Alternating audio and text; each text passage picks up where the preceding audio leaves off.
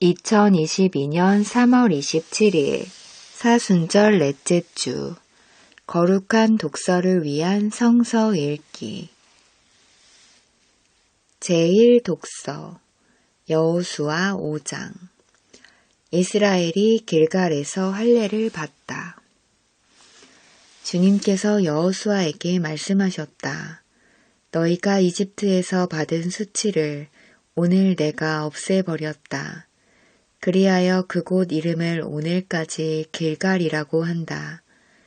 이스라엘 자손은 길갈에 진을 치고 그 달 10다흔날 저녁에 여리고 근방 평야에서 유월절을 지켰다.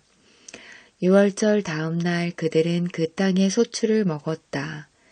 바로 그날에 그들은 누룩을 넣지 않은 빵과 볶은 곡식을 먹었다. 그 땅의 소출을 먹은 다음 날부터 만나가 그쳐서 이스라엘 자손은 더 이상 만나를 얻지 못하였다. 그들은 그 해에 가나안 땅에서 나는 것을 먹었다. 시편 32편 용서받은 기쁨. 복되어라. 거역한 죄 용서받고 허물을 벗은 그 사람. 주님께서 죄 없는 자로 여겨주시는 그 사람. 마음에 속임수가 없는 그 사람. 그는 복되고 복되다. 내가 입을 다물고 죄를 고백하지 않았을 때에는 온종일 끊임없는 신음으로 내 뼈가 녹아내렸습니다. 주님께서 밤낮 손으로 나를 짓누르셨기에 나의 혀가 여름 가뭄에 풀 마르듯 말라버렸습니다. 드디어 나는 내 죄를 주님께 아뢰며 내 잘못을 덮어두지 않고 털어놓았습니다. 내가 주님께 거역한 나의 죄를 고백합니다 하였더니 주님께서는 나의 죄악을 기꺼이 용서하셨습니다. 경건한 사람이 고난을 받을 때에 모두 주님께 기도하게 해주십시오. 고난이 홍수처럼 밀어 닥쳐도 그에게는 미치지 못할 것입니다. 주님은 나의 피난처, 나를 재난에서 지켜주실 분, 주님께서 나를 보호하시니 나는 소리 높여 주님의 구원을 노래하렵니다. 주님께서 말씀하신다. 네가 가야 할 길을 내가 너에게 지시하고 가르쳐 주마. 너를 눈여겨보며 너의 조언자가 되어주겠다. 너희는 제갈과 굴레를 씌워야만 잡아둘 수 있는 분별 없는 노새나 말처럼 되지 말아라. 악한 자에게는 고통이 많으나 주님을 의지하는 사람에게는 한결같은 사랑이 넘친다. 의인들아, 너희는 주님을 생각하며 즐거워하고 기뻐하여라. 정직한 사람들아, 너희는 다 함께 기뻐 환호하여라. 제2독서 고린도후서 5장 화해의 직분. 그러므로 이제부터 우리는 아무도 육신의 잣대로 알려고 하지 않습니다. 전에는 우리가 육신의 잣대로 그리스도를 알았지만 이제는 그렇지 않습니다. 누구든지 그리스도 안에 있으면 그는 새로운 피조물입니다. 옛것은 지나갔습니다. 보십시오. 새 것이 되었습니다. 이 모든 것은 하나님에게서 났습니다. 하나님께서는 그리스도를 내세우셔서 우리를 자기와 화해하게 하시고 또 우리에게 화해의 직분을 맡겨주셨습니다. 곧 하나님께서 사람들의 죄가를 따지지 않으시고 화해의 말씀을 우리에게 맡겨주심으로써 세상을 그리스도 안에서 자기와 화해하게 하신 것입니다. 그러므로 우리는 그리스도의 사절입니다. 하나님께서는 우리를 시켜서 여러분에게 권고하십니다. 우리는 그리스도를 대리하여 간청합니다. 여러분은 하나님과 화해하십시오. 하나님께서는 죄를 모르시는 분에게 우리 대신으로 죄를 씌우셨습니다. 그것은 우리가 그리스도 안에서 하나님의 의가 되게 하시려는 것입니다. 복음서 누가복음 15장 잃은 양의 비유.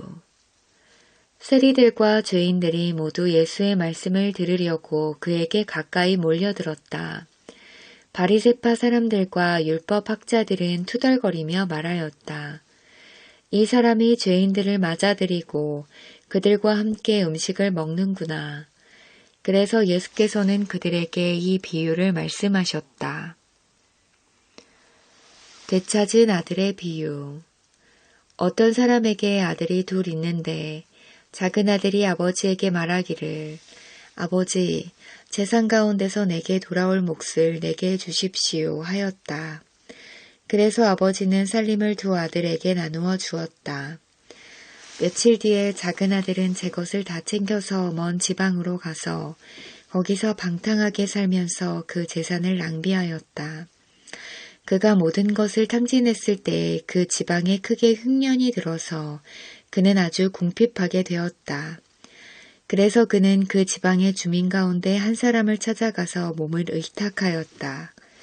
그 사람은 그를 들로 보내서 돼지를 치게 하였다. 그는 돼지가 먹는 쥐연 열매라도 좀 먹고 배를 채우고 싶은 심정이었으나 그에게 먹을 것을 주는 사람이 없었다. 그제서야 그는 제정신이 들어서 이렇게 말하였다. 내 아버지의 그 많은 품꾼들에게는 먹을 것이 남아 도는데 나는 여기서 굶어 죽는구나. 내가 일어나 아버지에게 돌아가서 이렇게 말씀드려야 하겠다. 아버지, 내가 하늘과 아버지 앞에 죄를 지었습니다. 나는 더 이상 아버지의 아들이라고 불릴 자격이 없으니 나를 품꾼의 하나로 삼아 주십시오. 그는 일어나서 아버지에게로 갔다. 그가 아직도 먼 거리에 있는데 그의 아버지가 그를 보고 측은히 여겨서 달려가 그의 목을 껴안고 입을 맞추었다. 아들이 아버지에게 말하였다. 아버지, 내가 하늘과 아버지 앞에 죄를 지었습니다. 이제부터 나는 아버지의 아들이라고 불릴 자격이 없습니다. 그러나 아버지는 종들에게 말하였다. 어서 가장 좋은 옷을 꺼내서 그에게 입히고 손에 반지를 끼우고 발에 신을 신겨라. 그리고 살찐 송아지를 끌어내다가 잡아라. 우리가 먹고 즐기자. 나의 이 아들은 죽었다가 살아났고 내가 잃었다가 되찾았다. 그래서 그들은 잔치를 벌였다. 그런데 큰 아들이 밭에 있다가 돌아오는데 집에 가까이 이르렀을 때에 음악 소리와 춤추면서 노는 소리를 듣고 종 하나를 불러서 무슨 일인지를 물어보았다. 종이 그에게 말하였다. 아우님이 집에 돌아왔습니다. 건강한 몸으로 돌아온 것을 반겨서 주인 어른께서 살찐 송아지를 잡으셨습니다. 큰 아들은 화가 나서 집으로 들여가려고 하지 않았다. 아버지가 나와서 그를 달랬다. 그러나 그는 아버지에게 대답하였다. 나는 이렇게 여러 해를 두고 아버지를 섬기고 있고 아버지의 명령을 한 번도 어긴 일이 없는데 나에게는 친구들과 함께 즐기라고 염소 새끼 한 마리도 주신 일이 없습니다. 그런데 창녀들과 어울려서 아버지의 재산을 다 삼켜버린 이 아들이 오니까 그를 위해서는 살찐 송아지를 잡으셨습니다. 아버지가 그에게 말하였다. 얘야, 너는 늘 나와 함께 있으니 내가 가진 모든 것은 다 네 것이다. 그런데 너의 이 아우는 죽었다가 살아났고 내가 잃었다가 되찾았으니 즐기며 기뻐하는 것이 마땅하다. 아멘.